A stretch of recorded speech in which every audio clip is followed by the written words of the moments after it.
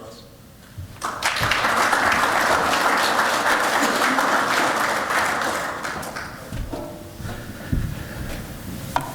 Good afternoon, everyone. Thanks for staying with me this afternoon. It's a pleasure to be here in Nebraska.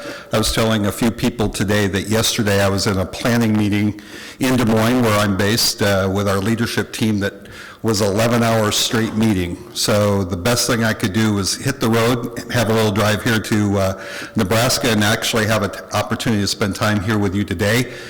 Congratulations to all of you for being here and for the organizers of this event. I think this is a fabulous opportunity to create awareness and information for folks to think about getting into the pork industry. And as everyone has said, Nebraska is absolutely a wonderful place for the expansion of the industry. And I'm going to talk a little bit about what's really driving not specifically why it's great for Nebraska, but just why it's great for us as a pork industry. So I'm going to talk a little bit today about just a few topics. One, just kind of a snapshot of the industry and how exciting of a time it is, because if you choose to be a part of this industry, you are part of a growing industry. And I'm going to talk a little bit about why that is and where that's happening and why that's a sustainable going into the future.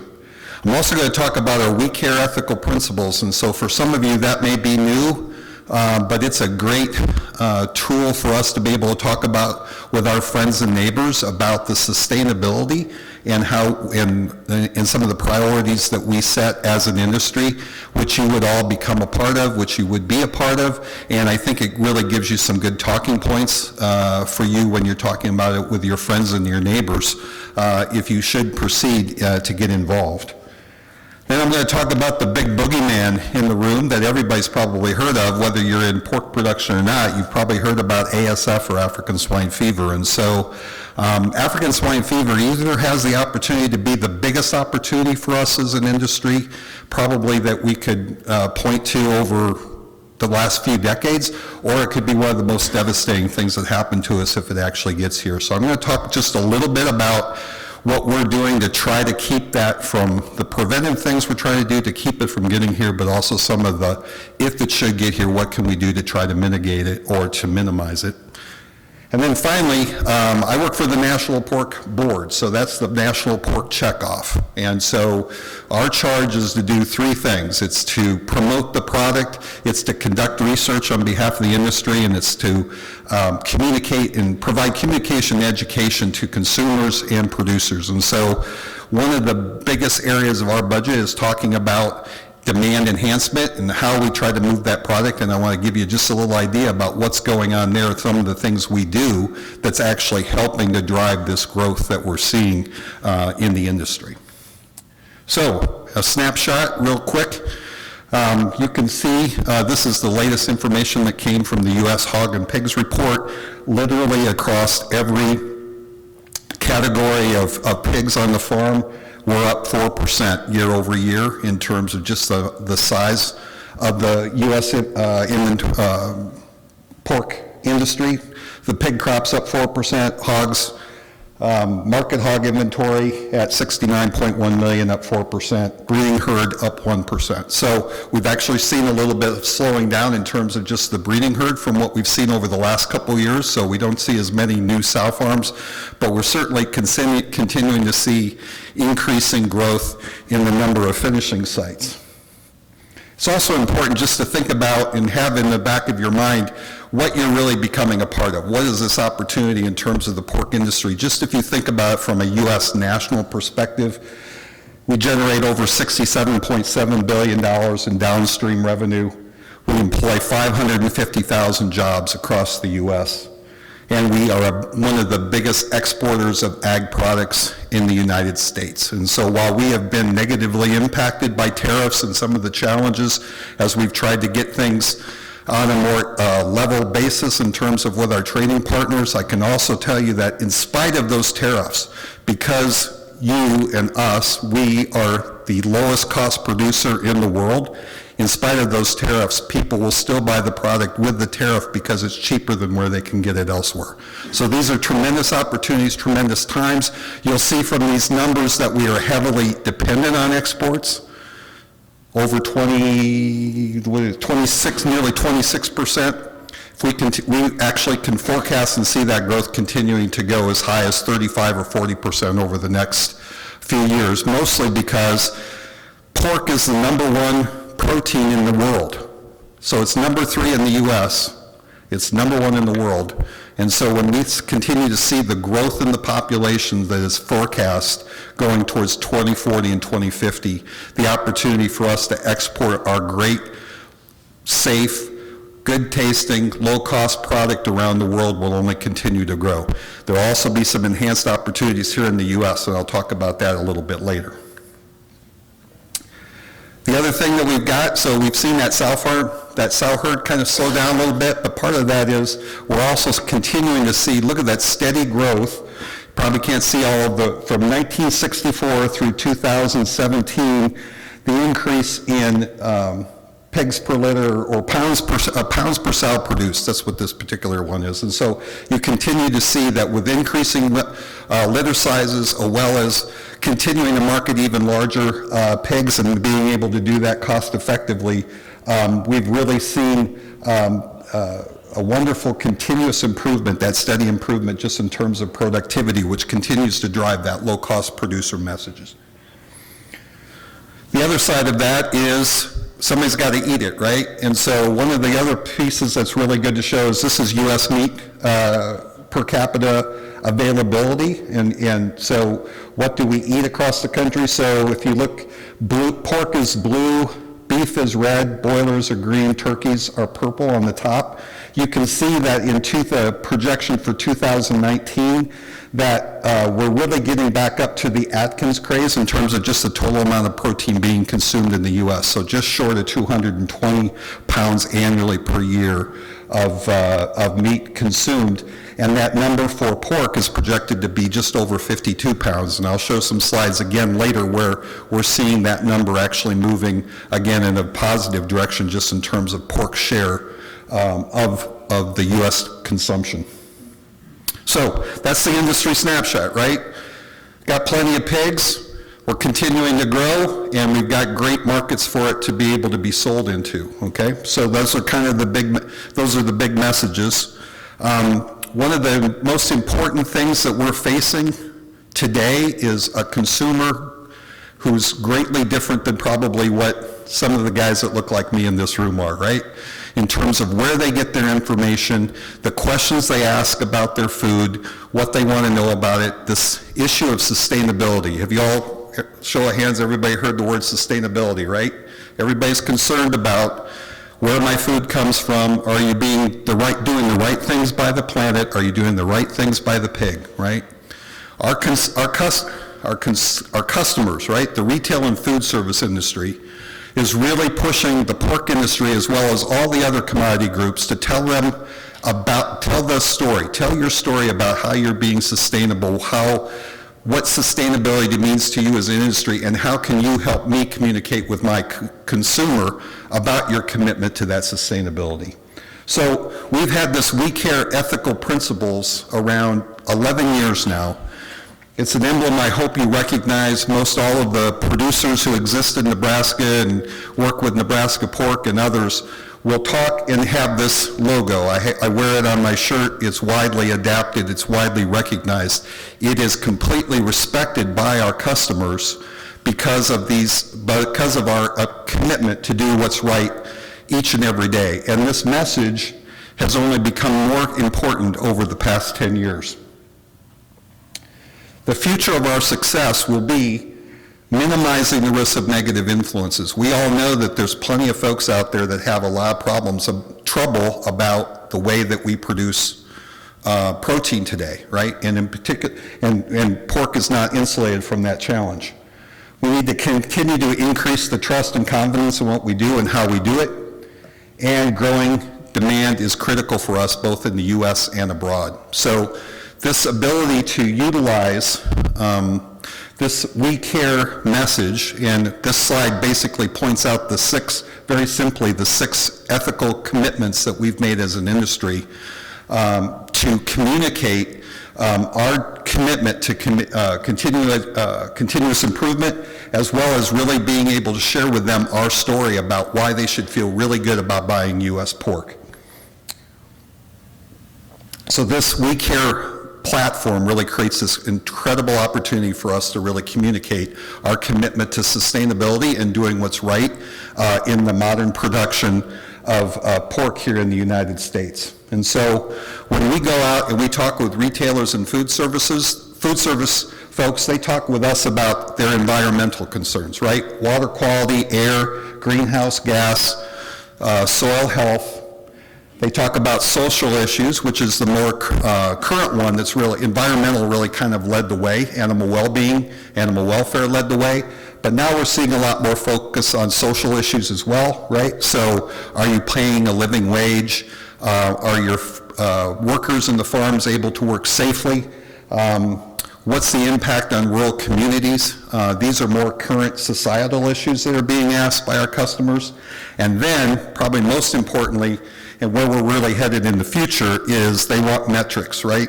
And they want you to be able to tell them not just the story, but actually show them that you're making a difference, right? What's the way to actually show that improvement? And fortunately for us, we've got some great ways to be able to do that for our industry. One of those is we did a 55-year look back on through life cycle management, through looking at just what has changed about the pork industry over the last 55 years. These measures are extremely effective for us in talking with the customer and for the customer with their consumer. If you look at over the last 55 years in terms of modern pork production, our land use has gone down 80%, water use 25%, energy use 7%, and our carbon footprint has been reduced just short of 8%. So these are really great messages for us to be able to share, and the fact that we continually work to improve on each one of them, and we can demonstrate our success in continuing to move that bar in terms of not only where are we at, but where are we going in the future. One of the really important things that doesn't get covered enough, or isn't a piece of information that should be shared, or I'd really encourage you all to take away, is when people talk with you about pork production is a significant contributor to greenhouse gas emissions in the United States. You tell them that pork production contributes 0.3% of the greenhouse gas emissions in the United States. Greenhouse gas emissions is not a problem in the pork industry. There was some data long ago, or several years ago, that really pointed out that livestock was a significant contributor. There was subsequent information that said that that was wrong. But that message never got out. So people have this message in their mind that animal production is a significant contributor. It's not in the pork industry. It's not the others either. So the number was greatly overstated.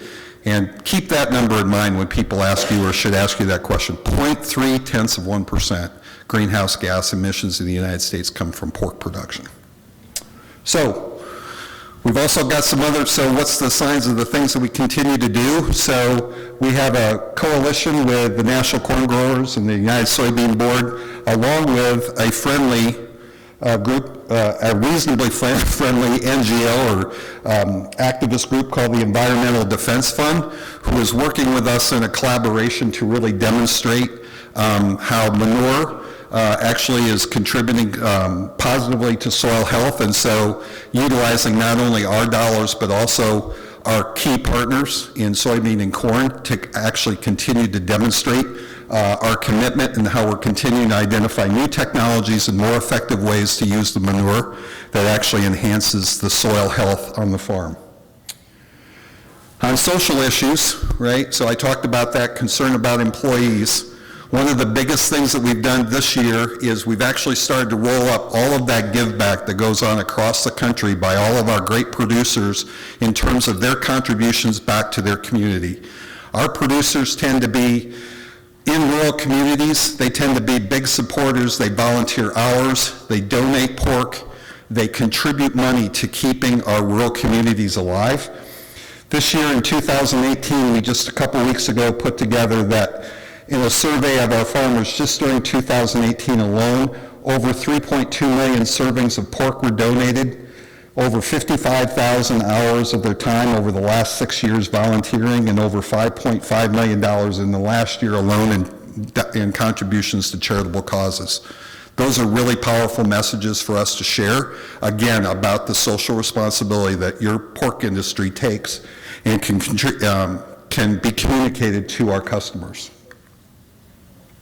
The last thing I want to say about We Care, and just talk about that a little bit, about this area of sustainability, is that later this year you'll see that we'll actually put out a sustainability report for the pork industry that can be used widely. There'll be a lot of great information that could be those nuggets that you need to talk in your local community or with legislators or other influencers in your communities that talk about sustainability of the industry, all the summarization of all these different things that we're doing. So watch for that. And then also on the right there, you'll see a website called porkcares.org. So sometimes we feel really uncomfortable about talking about what we do, right? And defending. And sometimes we're not very confident about being able to defend what we do. And it's just because we know we're doing the right thing, we don't have the right words. Porkcares.org has all the information you could ever want to be able to help defend the choices you make and the decisions that you make and the reasons we do things today in modern pork production. So I really encourage you to look at porkcares.org as a great resource for you to be more confident when you talk in your local communities about why you're getting involved in pork production or why you already are. And it's just a wealth of great information for you about our industry. Finally, on this topic, I think the thing that we really go back to, the principles, which were the ethical principles of We Care, the practices that we do every day. You'll talk, if you're new in the industry, you'll hear about PQA, pork quality assurance. You'll hear about transport quality assurance. You'll hear about third-party audits. Those are all demonstration of our commitment to the practices, and then the results being the proof that actually helps us build this public trust. That's what we're attempting to do. That's what the We Care program is doing for us, and that's really our commitment to the public as we go forward. So continue to, again, think about porkcares.org, continue to think about the We Care program and how you could use that with your employees and in your local community to really have them get on board with us with expanding in a local community or in this state.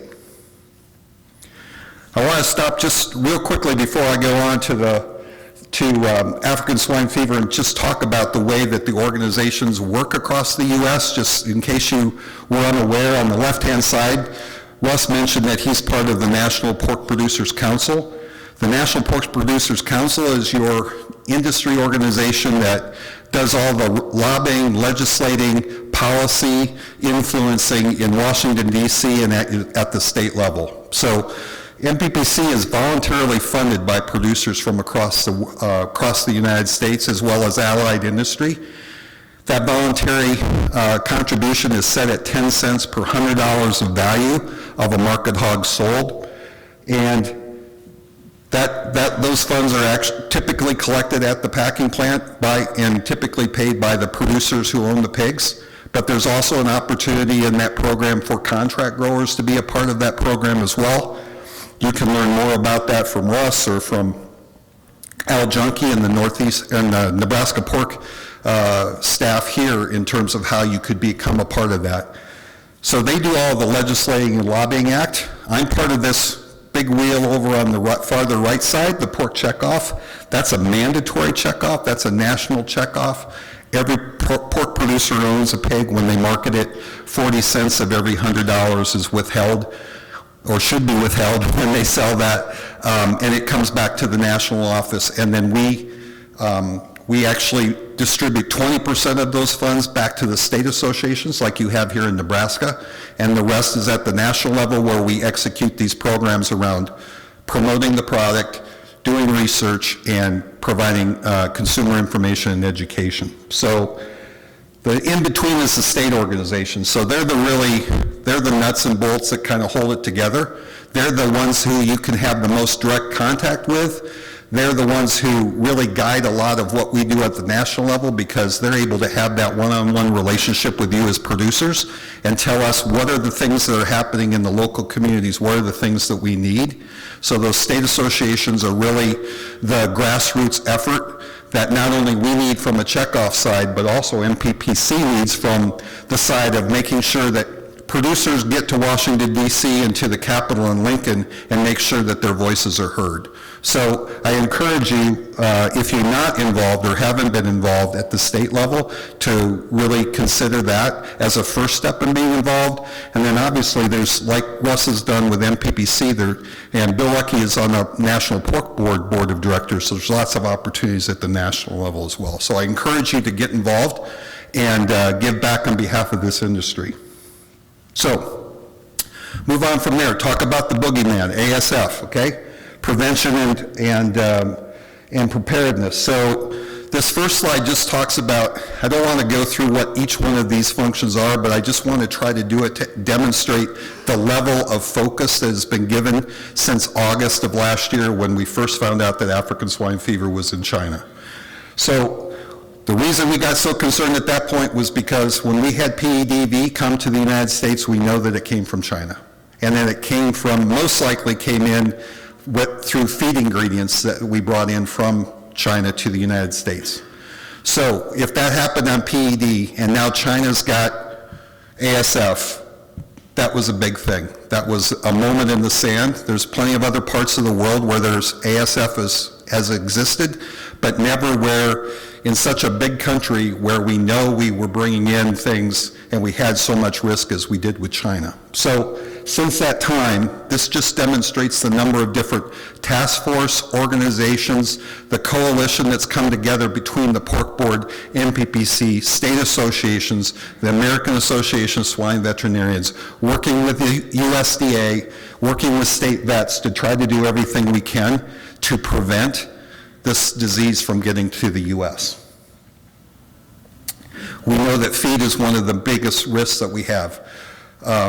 Most of our minerals, vitamins, a lot of the supplements that we use come in from China. So we knew that we needed to make that a top priority, not only for us as an industry, but also for the AFIA, which represents all the feed manufacturers, but also to really make that effort, to insist on additional effort from the USDA in this area as well.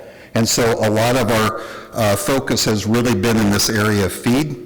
The one that at the bottom there that I want to highlight is the one that goes beyond prevention and goes to what do we do if we actually have an event, and how do we, if you're aware of the high path disease that we had in flocks a few years ago in Minnesota and in parts of the upper Midwest. It's one thing to mass depop birds, it's another thing to mass depop 300-pound market hogs. And so there's a lot of unknowns and a lot of things that we don't know yet about what's really the best way to do that. And so we are working very hard on trying to make sure that if we do have to do some sort of mass depop in the event that we actually get that disease here in the country, what's the way that we can do that most effectively. And again, just some of those more information about exactly what it takes to make sure that feed, particularly the ingredients, are safe. We've had great cooperation. Most all of our ingredients now are being held for the number of days or the number of weeks that it takes to make sure that even if the disease was there, that it would no longer be active. And again, we're also looking at a lot and testing a lot of mitigants, so things that could be added to the feed, formaldehyde-based and others that would actually help kill that disease if it was in part of the feed manufacturing process. And there's a lot of really good promise around that area that we're doing that research. So preparedness, this is just a list of some of the things we're doing to be prepared. Here's the things that I'd like you to be aware of and that most of the pork producers across the country are actually working on. It's called Secure Pork Supply Plan. The Secure Pork Supply Plan you can find at secureporkplan.org. It takes you through all the steps you need to be aware of, that if we should have the event of a program disease like African swine fever, what are the things that you will need to have in place for your state veterinarian to allow pigs to move off your farm. So if you weren't aware, in the event of a foreign animal disease like African swine fever, The first time it's identified in our country, all movements across the country, irregardless of where it was found, will stop for 72 hours. So think about that for a moment. Not only will the pigs stop moving, but you won't be delivering feed. You won't be bringing on, there won't be any activity. Really, it will just be at a standstill, okay? You can imagine how quickly that could become an issue once you get to, on a sow farm, if you get to 72 days and you can't wean pigs and move them off site. How long can you hold nursery pigs? How cold, you all know how many pigs we move each and every day and how critical it is that we're able to move them when they need to be able to be moved. So what we need producers to do is that after that holding period is over, that they've done everything they can to be able to convince their state veterinarian, who will be in charge, about, hey, I'm okay, I've done all of these things, allow me to move my pigs to market, allow me to move my pigs to my nursery or my finisher. And so there's some really basic, really good steps around secure pork supply and plan. I can just run through them real quick. Prem IDs. Our industry has a great experience of actually having Prem IDs for each site. If you don't have one, make sure you have one, and then make sure that it's accurate, right? Some of these Prem IDs have been around a long time, and when they were done, maybe it moved across, maybe you moved it, maybe it burned down and you built across the road. They may not be accurate. So make sure your Prem IDs are correct and they have all the correct information. Second, make sure that Prem ID is tied to every movement that you have on your farm, and make sure that the Prem ID is on any testing that you have done by a diagnostic lab, okay? That Prem ID will be the basis from which that state veterinarian will be confident enough to allow you to move pigs. So those are really the critical, and then finally, having an enhanced biosecurity plan. So most of our sites today have biosecurity plans. If you're working for a integrator or somebody, they probably have already talked about or thought about those things. That enhanced biosecurity plan is more than just what it takes to get into the farm. It's about what part of the farm for delivery is considered clean, what part is considered dirty, what is your process for who's allowed on the farm, who's not allowed on the farm. It's just a more detailed biosecurity plan than what probably most of our systems have had prior to this threat. So again, if you're working with an integrator, they're probably already working on this. If you're an independent producer, you'll want to make sure that you're prepared with this. SecurePorkPlan.org is the place to go to find the information. That will be the quickest path back to being able to move pigs off of your farm. So again, this is a lot of lists about, this is really just really to emphasize the number of different things that are being done in terms of helping prepare across the U.S. And so I'm going to move on from there. Be happy to take questions afterwards, but I'm going to just talk a little bit about marketing. And so that's a big part of what we do at the National Pork Board. It's probably where about 2/3 of the funding that comes into the National Pork Board gets spent is in promoting our product. Some really good information that's been going on here. This is a chart that shows from 1990 through 2019 what the first quarter consumption of pork was in terms of per capita, and you can see that year over year that number's up 4% this year, and if that 2019 number actually goes back and equals about where we were last at in 2004. So you can see where there's been kind of a dip over time in first quarter consumption, and we've seen a really nice move upwards in that. And the other thing is that that doesn't include Easter for the first quarter, because that was in April. So there's some really positive trends you can see here this year in terms of where we're going in terms of just domestic consumption of pork. We can also see that demand is up again in the first quarter of 19, up 4.6%. That goes right along with that per capita consumption of 4.9%. So we have a lot of positive movement in terms of what's going on here domestically. So there was a pretty fundamental shift that was made 2 years ago in the pork industry. If you would have looked historically, since the mandatory checkoff was put in place in 1985, we had been doing pretty much the same thing throughout that whole period in terms of our model. We were doing a lot of generic advertising. We were in a lot of magazines. We were talking about pork, the other white meat, and we were doing a lot of traditional type of marketing, okay?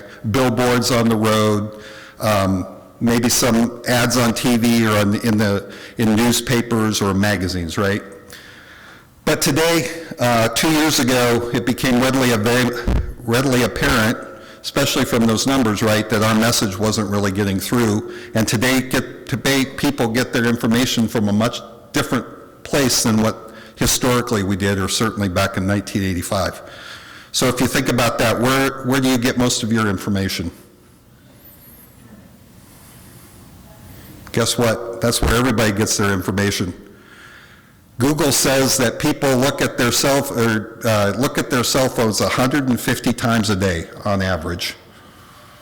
So if you don't do that, congratulations, you haven't been sucked in, but maybe some of you are even worse. I might be. If the light flashes, I look, right? So this is where people get their information. This is the digital age. This is where we need to be to promote our product, because this is where they go to find the recipe, where they find nutritional information. This is where they're making their choices from. And so it became very apparent that we needed to change our approach with our with our consumers as we go forward. So 2 years ago, we moved into working very extensively with Google, right?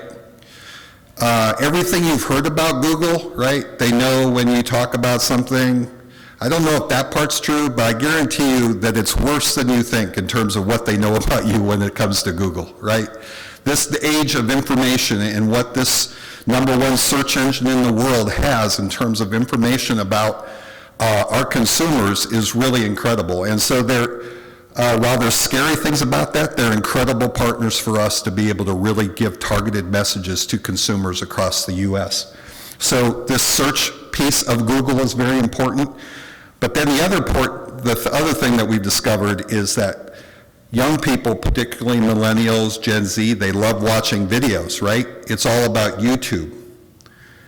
Give them a 30-second video that catches their attention, they hang around and watch it, and there's people that they follow, right? These influencers that have millions of folks who follow these individuals who talk about their life, right?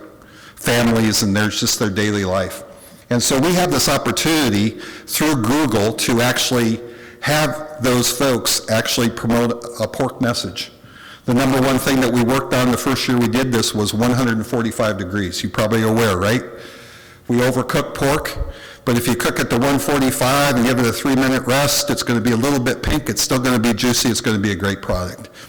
145 was the message that we utilized with several of these Google folks, these YouTube influencers that have millions of followers. And so what were some of the results of that? A third of all of our pork.org visitors, right, that come to our website came from these search ads that we did with Google. 10.2 million impressions via paid search ads, 882,000 clicks to pork.org via paid search ads, probably 3 times any previous history number that we had ever got in terms of just clicking through to pork.org.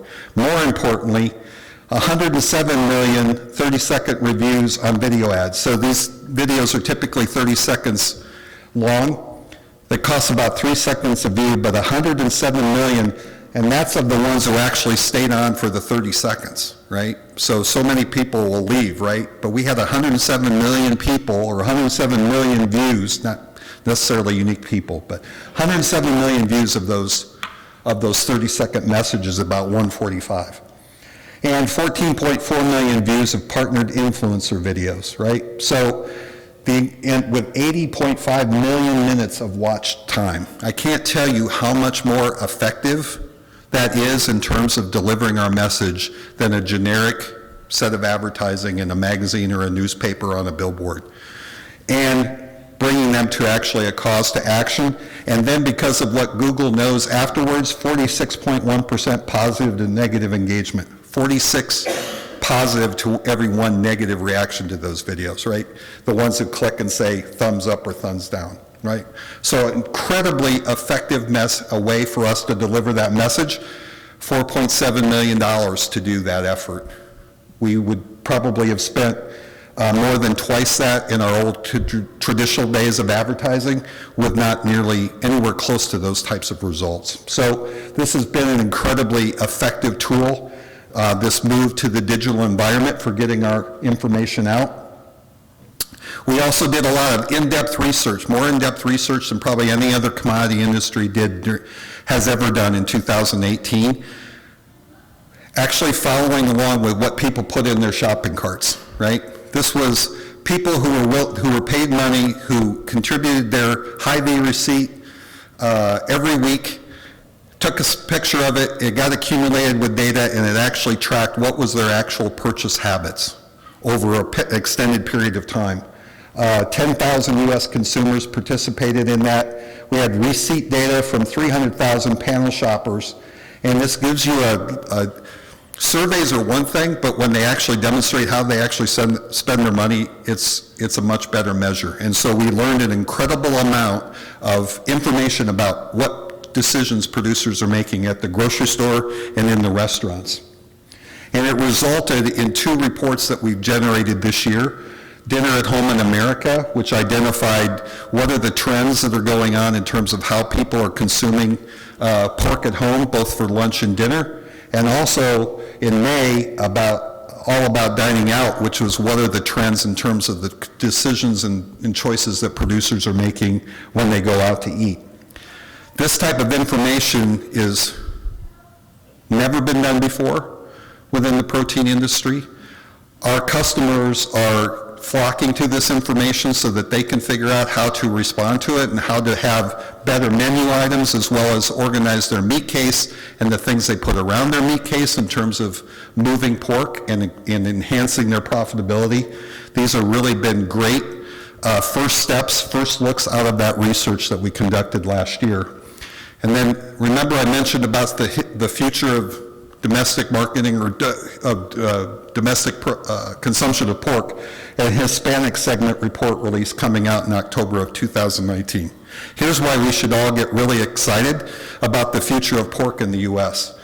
Over the course of the next 25 years, the Hispanic population in the U.S. will be higher than the white population in the U.S., okay? That's the kind of growth that we have there. The Asian population in the U.S. will continue to grow. The African American population grows a bit, but not that much, right? But this growth in the Hispanic and Asian markets, right, is critical because they love pork. They come from countries and from cultures that eat pork, that make pork the #1 consumed protein in the world. So imagine our opportunity with that increased diversity in our population to be able to continue that tradition of what their background and what their culture has led them to, for us to hold them as consumers of pork as they come to the U.S. and as they are a part of the U.S. Consumer base. So this is why we are so excited about the research that we're doing in terms of what do we need to do to be able to hold those ethnic communities' interest in our product. The opportunity is immense, and that's why not only here domestically, but also obviously what we can move of our product internationally, I think will only continue to enhance our opportunity for growth of our industry here in the U.S. And so, with that, I will stop. Thank you for your attention. I'd be happy to take a question or two if you have them. Rod. Thanks for coming, Bill. Would you just talk, with H1N1, right, we had swine flu in the news. Yep. Right? I know that there's a plan for consumer confidence, marketing plan. Yes. Can you describe that a little bit in the case of ASF? Yes. And also just comment on, we understand that there's an outbreak of ASF in this country, we're going to have to address the consumer's confidence, right? Is there anything that's being done at a consumer level today, incrementally pushing us toward helping the consumer understand that? Or is it just too early to do that? Great question, Rod. So it's not too early, and we're starting that messaging, but we're not breaking into jail either, okay? So, and I'll explain that a little bit more. We've done the research with consumers about so first of all, you should all know and always be clear that African swine fever is only a disease for pigs. It doesn't impact the human, right? There's no risk for human consumption of the meat. So, pure and simple. But when we explain in research that we've done with consumers about African swine fever, and we tell them that there's absolutely no risk for them to eat it, but then you ask them the question, well, if just out of precaution, do you think it should be taken out of the market for a period of time, just to be safe, right? 60% of them will say, yeah, maybe that'd be a good idea, even though you just told them that there's absolutely no risk to them as a human in terms of consumption. So we know, just like the H1N1 experience that you referenced from several years ago, that consumers will then have doubt, right? Because we know how the press will, how the unfriendly press, the national press will run with this, right? They already call it pig Ebola. They call it flu instead of African swine fever. They will use the sensationalism of that happen if that were to occur in the U.S., and that will affect consumer confidence. And so what we have is we have a series of videos that are created that not only retail partners, grocery stores, food service, but also our industry will be able to use, and that we'll put on a national campaign that will be a medical doctor, right, pediatrician, who will get on and talk about that there's no risk, a nutritionist, a dietitian, other academics, other respected individuals. We've already got the videos that'll be ready to go if that should happen, right, to try to stem that information and try to turn that as quickly as possible. But there's no doubt that there will be an impact just from the fact that it occurred, even though the information will be out there that there's no risk to consumers. So now we've actually started some of that messaging. So there's about 4 videos that are available on our website. If you would go to pork.org and you would type in ASF, you would be able to get to these 4 basic videos that just talk about it in kind of a more broad brush as kind of informational. But the campaign will be significantly ramped up with many more channels for getting that message out. We anticipate that campaign could cost as much as $13 million. And so our board has set aside a significant amount of dollars, and we're also hopeful that other commodities, other groups will come in and support us in that campaign. But it is a real risk. People will overreact in this country for a period of time. So thank you for the question. A question for you back here. Yeah. So we're hearing a little bit about what I call fake meats. Oh, yeah. And obviously some of that coming into the market.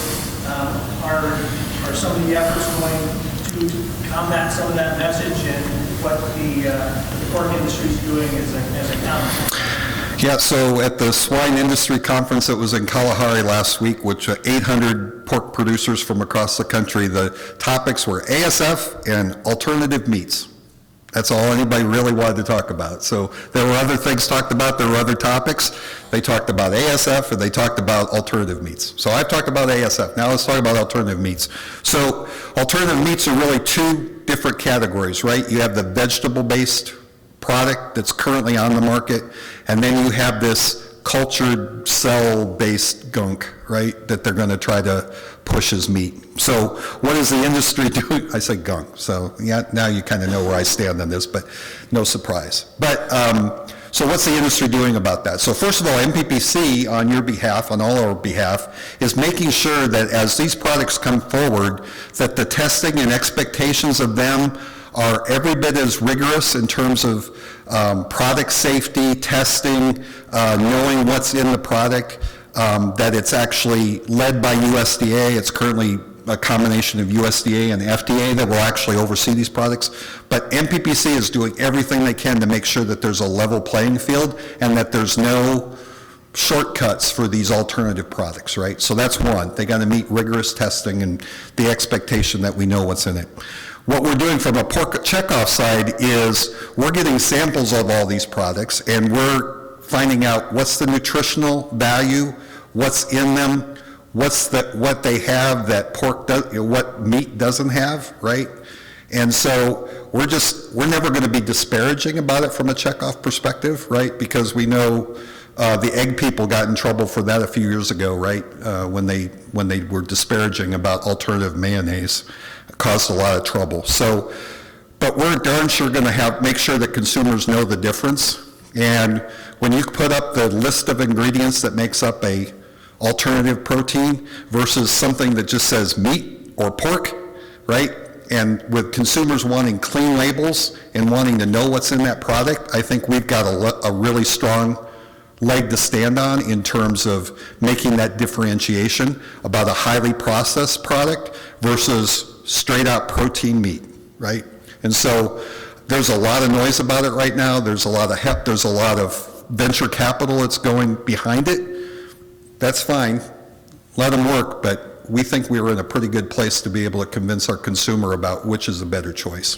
So there is effort going on both on the policy side through MPPC as well as on the Checkoff side.